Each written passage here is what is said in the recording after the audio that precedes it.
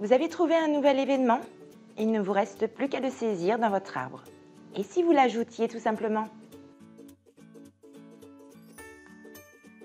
Philae vous donne la possibilité d'ajouter un événement à une fiche.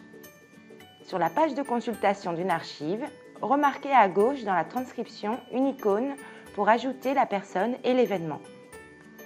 Cliquez sur cette icône. Sélectionnez la généalogie. La fenêtre qui apparaît vous permet de sélectionner la personne concernée. Si elle n'apparaît pas, saisissez au moins le début d'un nom. Philae affiche les homonymes. Cliquez sur la personne. Si vous avez un écran qui affiche la personne et sa parenté proche, cliquez sur l'individu situé normalement au centre de l'écran. Cliquez maintenant sur Enregistrer la correspondance. Philae affiche maintenant d'un côté l'événement à ajouter et de l'autre la fiche de la personne sélectionnée. Cet écran permet de contrôler la pertinence de l'événement. C'est bien cet événement?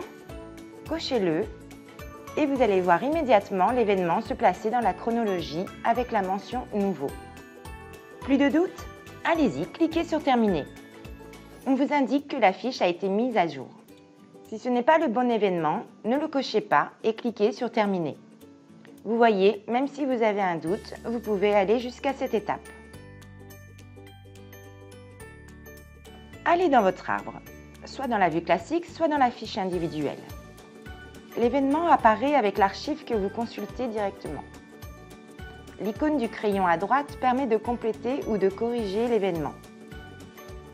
Philae transcrit la date de rédaction de l'acte. Il faudra peut-être mettre à jour la date de l'événement qui peut avoir eu lieu la veille par exemple. Il est possible aussi d'ajouter une description et des détails sur l'acte. Si vous aviez déjà un événement identique avec une date approximative, n'oubliez pas de le supprimer. Cette fonction d'import est très pratique car elle permet d'ajouter date et lieu, mais aussi de consulter directement l'archive depuis l'arbre. Sympa, non?